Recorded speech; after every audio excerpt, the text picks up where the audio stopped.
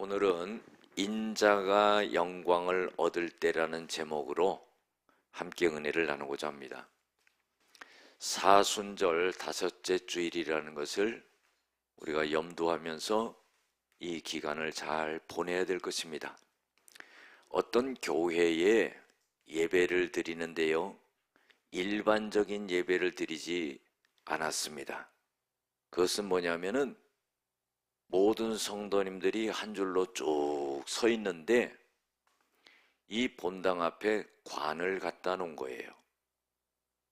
그리고는요, 한 사람씩 한 사람씩 차례가 되면은 그 관에 잠깐 동안 들어갔다가 관 뚜껑을 덮고 그리고 거기서 있다가 나오는 겁니다. 그리고 다음 사람이 또 들어가고 그리고 또 나오고. 그런데요, 그 예배를 한번 드리니까 성도님들의 삶의 자세가 달라지더래요. 그래서 저도 가만히 생각해 보니까 한번 해볼 필요가 있겠다 하는 생각이 들어요. 우리가 죽어서 들어갈 수 있는 건데 살아서 한번 들어가는 거거든요. 그러면은요, 그것에 한번 관에 들어가면은 내가 이 땅에서 살던 모든 것이 다 끝나는 거예요. 내 명예도, 내 부귀영화도, 내 생각도, 모든 것이 다 끝나는 겁니다. 죽음과 함께. 우리가 삶이라는 것은요, 죽음을 생각할 때 그 삶을 올바로 살아갈 수 있고 가치 있게 살아갈 수가 있는 겁니다. 살아있기 때문에 죽음을 염두하지 않고 지금처럼 살아간다고 생각하면은 그 삶은 온전하지가 못합니다. 그러나 죽음이 있다는 것을 알고 사는 삶은 다르지요. 생각하는 거나 가치가 다른 그런 삶을 살아가게 된다는 거예요. 1888년도에요, 노벨이라고 하는 사람이 있었습니다. 이 노벨은요, 무엇을 발명했냐면은 다이나마이트를 발명했어요.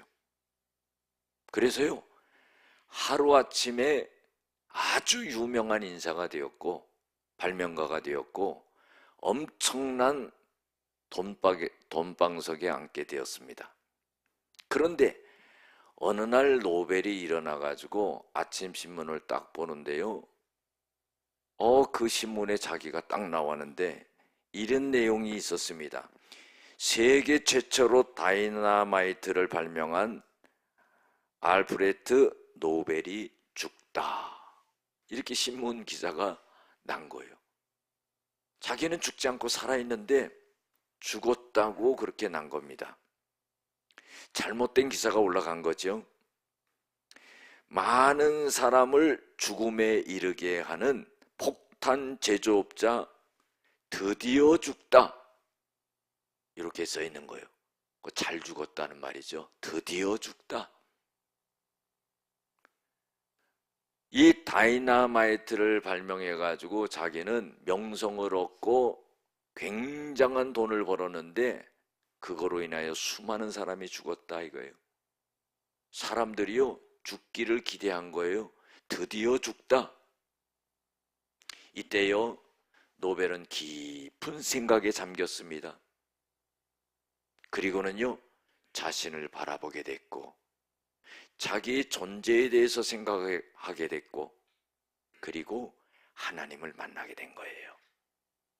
그리고는요, 자기에게 주어졌던 그 명성과 모든 부귀를 내려놓습니다. 자기의 전 재산을 팔아서 좋은 일을 하기 결심한 거예요.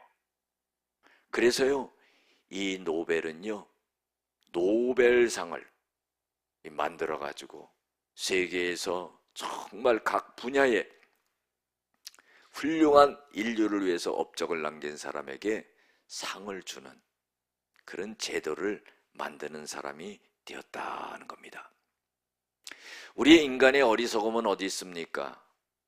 내가 유명해지고, 내가 부유해지고, 내가 명성이 있어지고, 대단한 사람이 되면은요, 그때 자기 감옥에 갇히는 거예요. 그리고요, 더 이상의 자유함을 느끼지 못하고 살아가는 겁니다. 그런데 이 신문기사 하나를 통해서 노벨은 자기 인생을 바꾸고 하나님을 만나고, 그리고 인류에게 참으로 각 분야의 좋은 일을 한 사람들에게 대해서 그 상을 갖다가 수여하는 대단한 일을 이루게 됐다는 겁니다. 여러분들, 오늘 말씀은요, 우리 예수님께서 십자가를 지시기 위해서 예루살렘으로 입성하신 거예요. 그때에 헬라인 몇 사람이 예수님을 만나고자 제자들에게 말을 합니다. 우리가 당신의 선생님을 좀 만나고자 한다. 그래서 예수님에게 그 말을 전달했을 때 예수님께서는 만나겠다, 안 만나겠다, 뭘 물어보려고 그러느냐, 이렇게 대답하지 아니하시고 이런 말씀을 하세요. 인자가 영광을 얻을 때가 왔도다, 그런 거예요. 자, 이게 무슨 말씀입니까? 헬라인들이 와가지고요, 예수님에게 이런저런 것을 물어보고 대화를 하게 될 때 예수님께서 대답할 수 있는 결론은 인자가 영광을 얻을 때가 왔다, 이 말입니다. 그럼 그 뜻이 뭡니까? 인자라는 것은 예수님 당신을 겸손하게 낮춰서 말하는 거예요. 예수님 당신은 이제 영광을 얻을 때가 왔다 하는 거예요. 그 영광을 얻을 때가 왔다 하는 것은 무슨 의미입니까? 십자가를 지고 돌아가시는 것을 말하는 거예요. 그래서 예수님께서는 이어서 이런 말씀을 하시죠. 내가 진실로 진실로 너에게 이르노니 한 알의 밀이 땅에 떨어져 죽지 아니하면 한 알 그대로 있고 죽으면 많은 열매를 맺느니라 그랬어요. 비유적인 말씀을 하시는 거죠. 예수님이 십자가 지시고 죽으시는 것을 한 알의 밀알이 땅에 떨어져서 죽는 거로 비유하는 거예요. 그런데요, 한 알의 밀알이 땅에 떨어지게 되면은 사실 죽는 건 아니에요. 그런데 땅 속에 묻히기 때문에 죽는 것 같이 보이는 거지요. 그래서 그 한 알의 밀이 땅 속에 떨어져서 죽는 것 같이 보이지만은 거기에 싹이 나와가지고 많은 열매를 맺게 된다는 거예요. 그러면 예수님께서 왜 이 말씀을 하시는 겁니까? 당신이 십자가 지시고 죽는 것이 한 알의 밀알이 땅에 떨어져서 죽는 것과 같다.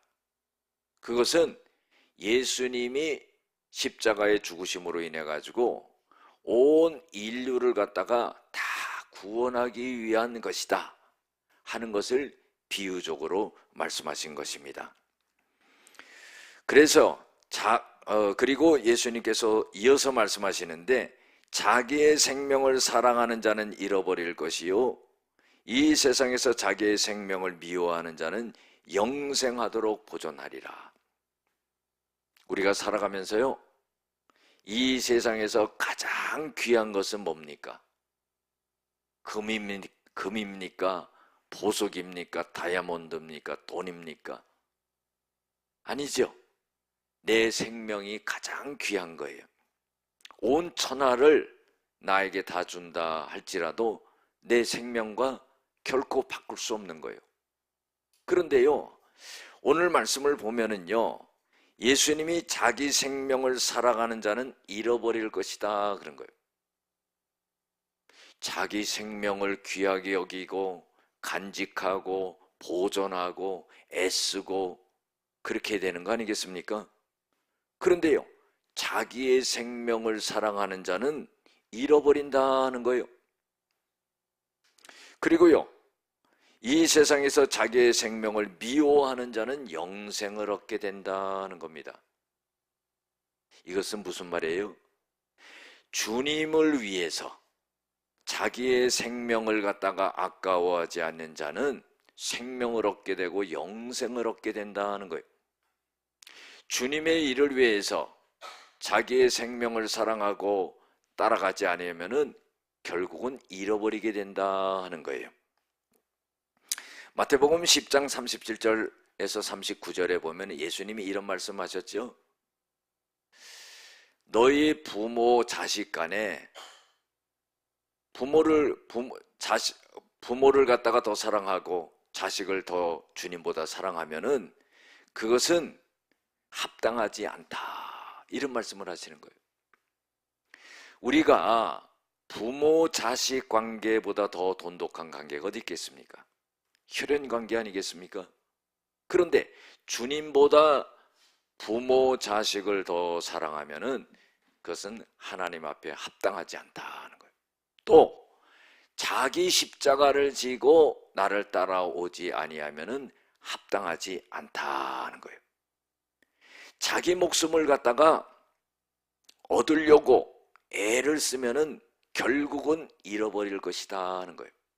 그러나 자기 목숨을 나를 위해서, 주님을 위해서 목숨을 잃으려는 결심을 가진 자는 얻게 될 것이다 하는 거예요.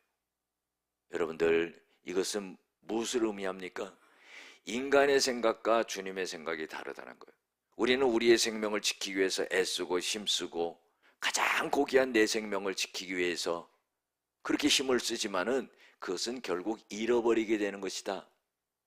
오히려 자기 생명을 주님을 위해서 쓰게 된다면은 그것은 생명을 얻게 되는 그런 결과가 일어나게 된다 하는 그런 말씀을 하시고 있는 겁니다. 예수님께서는 본이 되셔서 나도 하나님의 뜻에 따라 내 생명을 하늘의 미랄이 땅에 떨어져서 죽는 것처럼 묻히지만은 그러나 이것을 통해서 온 인류를 구원하는 그런 역사가 일어나게 된다. 이런 말씀을 하시는 거예요. 35절에 36절에 보면은요. 26절에 보면은 사람이 나를 섬기려면 나를 따르라. 나 있는 곳에 나를 섬기는 자도 거기 있으리라. 사람이 나를 섬기면 내 아버지께서도 그를 귀히 여기시리라 그랬어요. 주님을 섬긴다는 것은요, 주님을 섬기고 따르게 되면은 나 있는 곳에 있게 된다는 거예요. 자, 이건 무슨 말씀입니까? 주님을 섬기고 주님을 따라가면은요, 주님이 있는 곳에 함께 있겠다는 거예요. 그런 장소적인 것에, 장소에 함께 거한다는 의미도 있겠지만은요, 십자가의 길, 고난의 길, 주님의 그 뜻을 따르는 거기에 함께 있게 된다 하는 그런 말씀입니다. 그렇게 된다면은 주님을 섬기고 주님을 따르고 하면은 하나님께서 그 사람을 어떻게 여기시느냐? 귀하게 여기신다는 거예요. 우리가 신앙생활 할 때도 한번 보세요. 서로가 서로를 이렇게 쳐다보면은요, 야, 참 저분은 귀하다. 사람이요, 귀하게 보이는 사람 하나님께서도 역시 귀하게 볼 줄로 믿습니다. 주님 앞에 서 있는 그 모습과 마음을 사람의 눈에도 비춰지는데 하나님께서는 그렇게 느끼지 않겠습니까? 주님을 섬기고 주님을 따라가는 자, 주님이 거하시는 그곳에 함께 거하고 그 고난과 그 어려움을 함께 지고 가는 사람을 하나님께서는 귀하게 여길 것이다. 이렇게 주님이 말씀하고 계시는 겁니다. 그러면서 예수님이요, 이제 십자가를 지셔야 되기 때문에 마음에 큰 고통이 있는 거예요. 그래서요, 내 마음이 27절에 괴로우니 무슨 말을 하리요? 아버지여 나를 구원하여 이때를 면하게 하여 주시옵소서. 그런 거예요.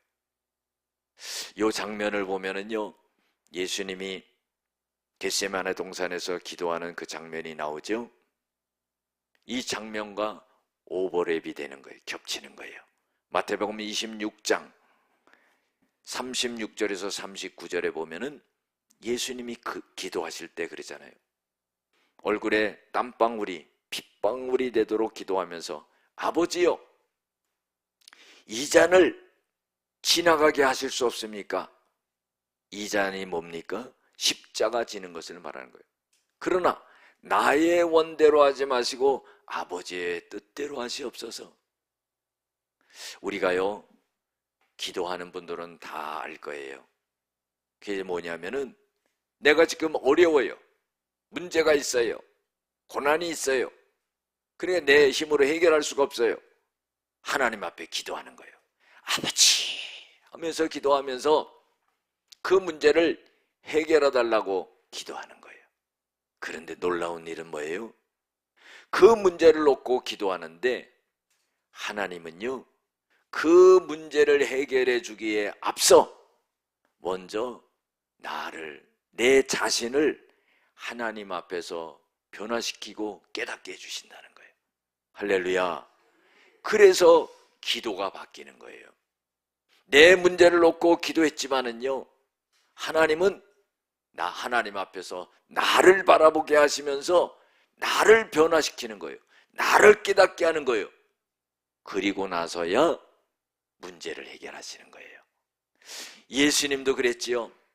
예수님도 신성을 가지신 분이지만은 인간의 성품을 가지신 분이었기 때문에 괴로운 거예요. 고통의 십자가를 진다는 것은 매우 힘든 겁니다. 그러니까요, 내 마음이 괴롭다 하는 거예요. 아버지요, 이 잔을 지나가게 할 수 없습니까? 그러나 나의 원대로 마시고 아버지의 원대로 하여 주시옵소서. 죽음이 오는 겁니다. 그러나 내가 이때를 위해서 왔습니다.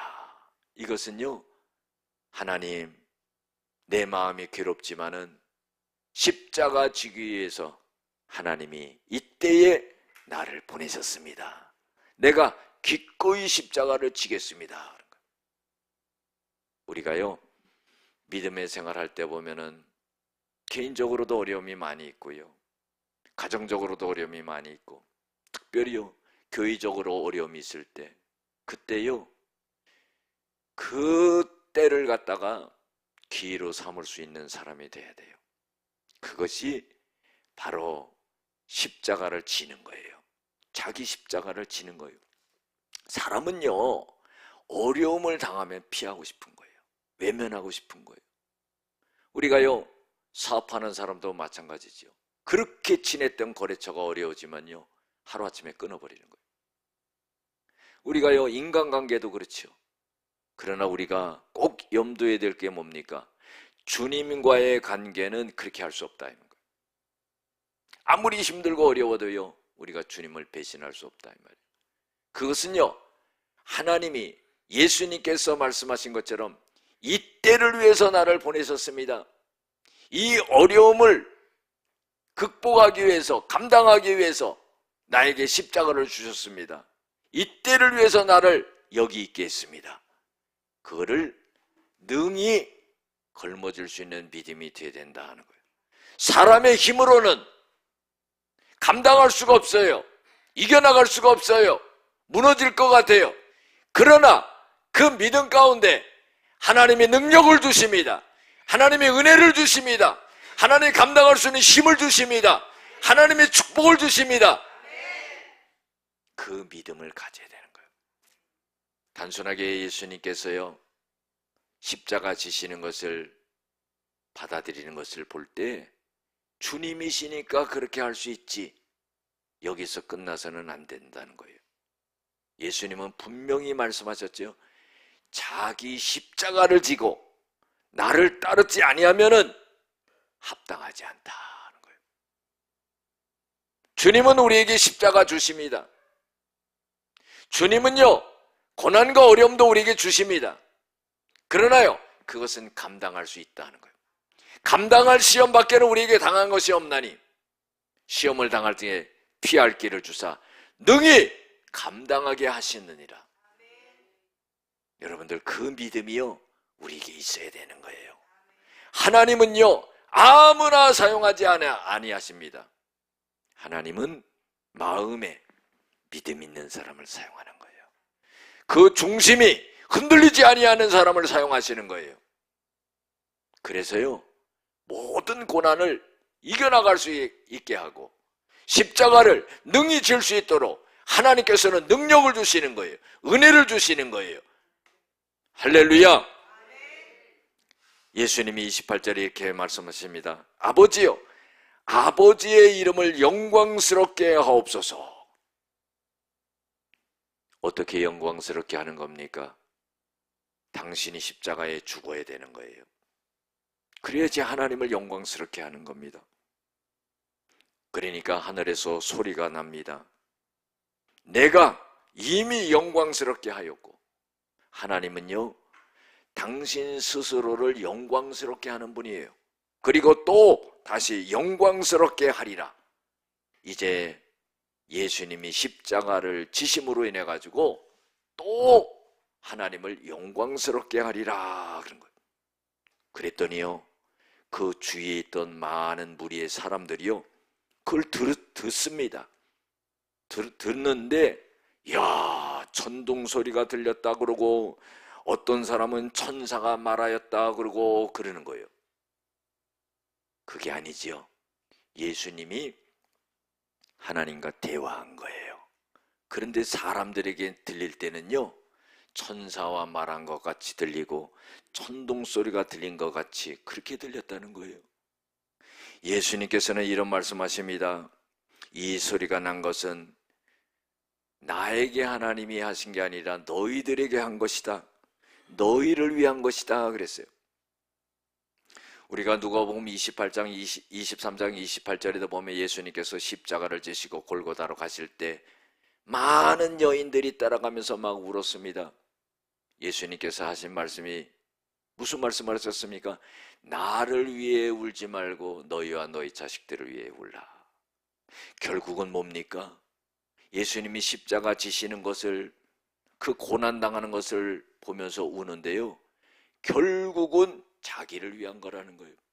여러분들, 십자가는 예수님이 지셨지만은요 결국 혜택은 우리가 받게 됐다는 겁니다. 하나님의 음성이 들려졌는데 그 음성은 하나님이 예수님에게 말씀하신 거예요. 그런데요 예수님께서는 이 소리는 너희를 위한 것이다 하는 거예요. 이건 뭐예요? 내가 십자가를 짐으로 인해 가지고 너희들이 구원을 얻게 되고 하나님의 큰 영광을 돌리게 된다는 그런 말씀을 하고 계시는 겁니다. 그래서요 오늘 말씀 속에서 우리들에게 교훈을 주고 깨닫게 하는 몇 가지 말씀이 있습니다. 첫 번째로 뭐냐면요 영광의 때를 놓치지 말아야 된다는 거예요.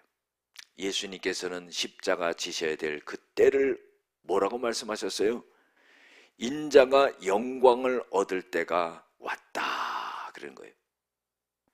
우리가요 때를 놓치면은요 아무 일도 안 됩니다. 우리가 잘 때가 있고 일할 때가 있어요. 먹을 때가 있고 쉴 때가 있고 다 때가 있는 거예요. 위기가 왔는데요 그게 하나님의 때였어요. 할렐루야. 영적으로 깨어있지 아니하면은요 모든 것을 지나버립니다. 지나쳐버립니다. 흘려보냅니다. 그러나요 위기의 때, 어려움의 때이지만은요 영적으로 깨어있는 사람은 그때가 바로 하나님이 나에게 기회를 주시는 때이다 하는 거예요. 고린도후서 6장 2절에 보면은요 은혜의 때에 내가 너희를 듣고 그런 거예요. 이 말씀은 뭐예요? 하나님이 은혜를 내려주시는 때에 너희들의 기도를 듣고 그러는 거예요. 구원의 날에 너희를 도와도다. 반드시 구원받아야 될 그때에 하나님이 딱 건져주신다 하는 거예요. 보라, 지금은 은혜의 때요 구원의 날이로다. 우리가 지금 예배 듣고 설교 듣고 있는 시간이지만은요 요 때가 얼마나 중요하냐 말이에요. 우리의 생각도 많고 일도 많아요. 그런데요, 하나님의 말씀을 들을 요 때가 은혜의 때예요. 구원의 때예요. 주님의 말씀이 나에게 들려질 때 하나님의 은혜가 내려오고 하나님의 구원의 역사가 일어난다는 거예요. 예수님이 십자가 지시는 거예요. 고난입니다. 괴로움입니다. 죽음입니다. 그런데요, 주님은 그 때를 영광을 얻을 때가 왔다 그런 거예요. 사랑하는 성도 여러분, 우리가 믿음의 생활을 할 때요, 정말로 힘들고 어렵고 감당하기 어려운 게 있다 할지라도요, 그것이 바로 하나님의 때라는 것을 절대 잊지 않는 저와 여러분들 될 줄로 믿습니다. 두 번째로는요, 희생적인 결단이 있어야 된다 하는 거예요. 한 알의 밀알이 땅에 떨어져서 죽는 것처럼 예수님께서 십자가를 지심으로 인해 가지고 온 인류를 구원하시는 그런 희생이 있어야 된다 하는 겁니다. 어떤 아들이요, 교통사고가 나가지고 두 눈을 다 잃었어요. 수술해도요, 이거는 회복이 안 된다는 거예요. 그런데요, 어머니가 울고불고 해가지고 의사 선생님에게 수술을 부탁한 거예요. 아들은요, 불가능하다는 걸 알고 수술에 들어간 겁니다. 그런데요, 수술이 딱 끝나고 나왔는데 그 눈을 못 뜬, 두 눈을 다 못 뜬다고 하는 아들이 한쪽 눈은 눈이 보이는 거예요. 그 보이는 눈으로 보니까 어머니가 딱 앞에 와 계신데 어머니 한쪽 눈이 없는 거예요. 나중에 알고 보니까요, 어머니께서 한쪽 눈을 빼가지고 아들에게 심어준 거예요. 여러분들, 어머니의 사랑과 희생이 없이는 그 아들은 영영 빛을 보지 못하는 사람으로 살아갈 수밖에 없는데 어머니의 그 희생이 있었다는 거예요. 온 인류의 구원이 일어난 것은요, 한 알의 밀알이 땅에 떨어진 것처럼 예수님이 십자가를 지셨기 때문이다 하는 겁니다. 세 번째로 교훈을 주고 있는 것은요, 하나님의 뜻이라면은요, 순종해야 된다는 것. 예수님도 인성을 가지셨기 때문에 하나님, 내 이 십자가 지지 않으면 안 됩니까? 이 잔을 지나가게 하면 안 됩니까? 그러나 내 원대로 마시고 아버지의 원대로 하여 주시옵소서. 이 때를 위해서 내가 왔습니다. 능히 지겠습니다 하는 거예요. 우리가요, 순종이라는 것은 아무나 할 수 없는 거예요. 순종이 왜 아무나 할 수 없는 겁니까? 순종은 힘든 거예요. 구약에도 보면은 백세에 얻은 아들 아브라함을 하나님이 모리아 한 산으로 가서 번제로 드리라 하는데 이것을 행할 사람이 어디 있겠습니까? 그런데요, 아브라함은 그걸 행하잖아요. 순종하잖아요. 이 놀라운 일이 아닐 수가 없어요. 우리가 믿음의 생활을 하면서 감당하지 못할 것들이 얼마나 많은지 몰라요. 무게감을 느끼고요, 내 삶도 힘들고 고통스럽고 어렵고 교회의 짐도 있고 힘들고 어려워요. 그런데요, 그거를 감당하는 거예요. 하나님께 순종하는 거예요. 능력이 사람에게 있지 아니하니까 능력이 하나님에게 있기 때문에 주님이 말씀하실 때 순종하고 나간다면 하나님이 그것을 다 감당케 해주시는 하나님이라 하는 거예요. 시험과 어려움은 지나가는 거예요. 믿음 가운데 사라지는 거예요. 주님을 신뢰하는 가운데 없어지는 거예요. 순종이 그래서요, 제사보다 낫다 하는 거예요. 제사가요, 형식적으로 될 수 있다는 거죠. 나는 제사를 많이 드리고 예배를 많이 드리고 봉사를 많이 하고 이것이요, 형식적으로 될 수 있다는 거예요. 이사야 1장에 보면은요, 하나님이 이런 말씀을 하시죠. 이사야를 통해서 너희들은 성전의 마당만 밟고 왔다 갔다 한다 그랬어요. 너희들이 드리는 제물은 내가 실증이 났다 하는 거예요. 왜요? 형식적이었기 때문에 그렇다. 그래서 주님은 어떻게 해요? 그런 형식적인 제사와 예배보다는 나에게 순종하라 하는 거예요. 순종이 어려운 거예요. 보통 사람은요, 감당하기 힘든 거예요. 안 될 것 같은 거예요. 왜? 내 능력으로 하려고 하니까 안 되는 거예요. 주님은 이미 나에게 말씀하실 때 그것을 다 감당할 수 있는 힘과 능력과 은혜를 다 예비해 놓으신 거예요. 아브라함이 이삭에게 그런 말하죠. 아버지, 양은 어디 있습니까? 번제할 양은 어디 있습니까? 가슴이 뜨끔해지요.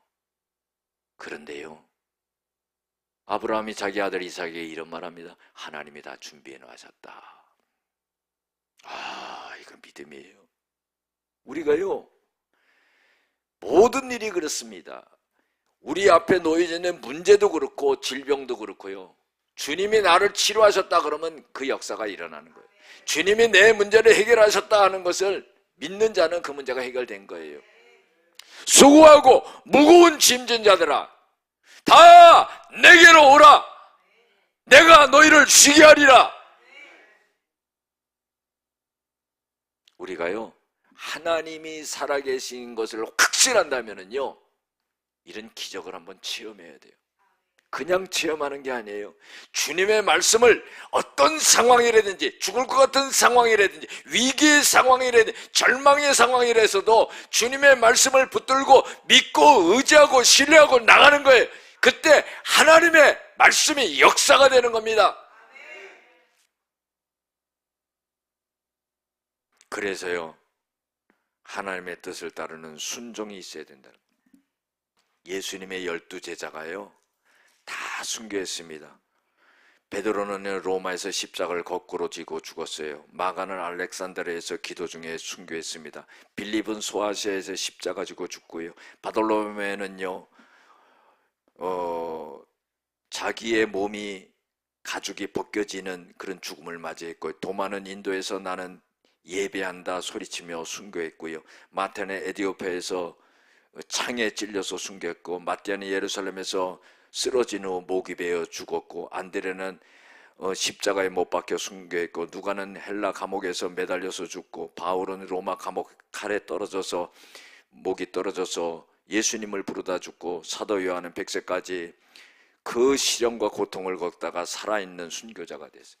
다 죽은 거예요. 배반하지 않는 거예요. 순교하는 거예요. 이게 뭐예요? 내 목숨을 내어 바치는 순종이라 이 말이죠.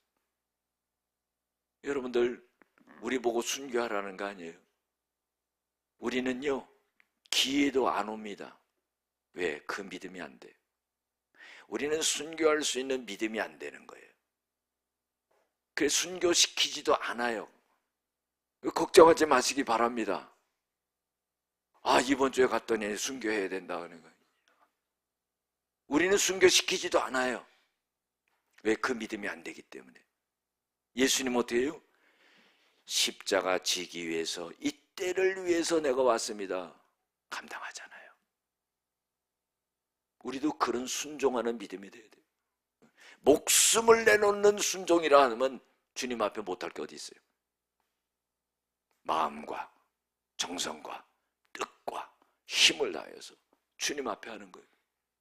마지막으로는요, 주님은 우리에게 교훈을 주는 것은 영광을 위한 선택을 했다는 거예요. 28절에 보면은 뭐라고 말씀하고 있습니까? 아버지요, 아버지의 이름을 영광스럽게 하옵소서 그랬어요.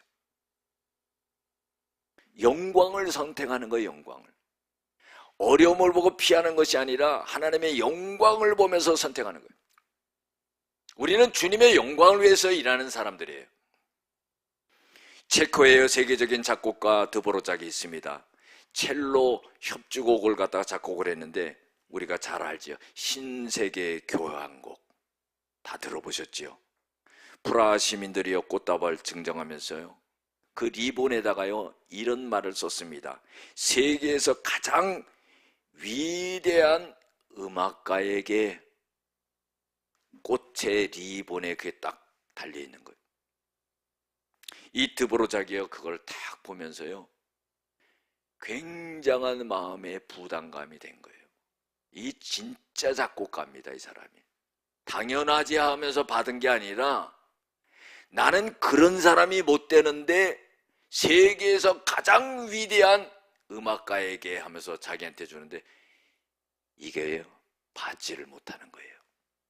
그래서요 준 거니까 할 수 없이 집에 갖고 왔는데 자기가 마음적으로 그걸 받지를 못한 거예요. 그래서 자기 집에 베토벤의 흉상이 있는데요 자기에게 큰 영향을 미친 베토벤의 흉상에게 바쳤다는 거예요. 여러분들 우리가 하나님의 일을 할 때도 마찬가지예요. 우리는 조그마한 일부터 큰 일까지요 절대 영광을 받아서는 안 돼요. 죄인이 죽어서 지옥에 떨어질 수밖에 없는 우리를 그 죄를 용서하시고 우리를 천국에 보내주신 하나님께만 영광을 돌려야 된다는 거예요. 오직 하나님 앞에만 영광을 돌리는 그런 삶이 되시기를 주의 이름으로 축원합니다.